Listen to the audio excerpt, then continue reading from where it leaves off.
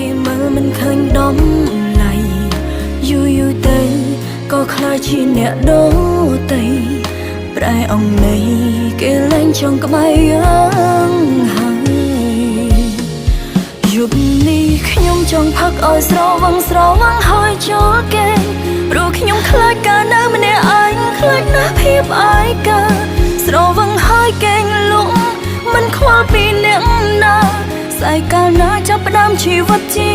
ថ្មីយប់នេះខ្ញុំចង់ផឹកឲ្យស្រវឹងផ្លេចអ្វីក៏ធ្វើអ្វីបើរៀងរាល់ថ្ងៃគេមិនដែលខ្វល់យើងផងងាកមកស្រឡាញ់ខ្លួន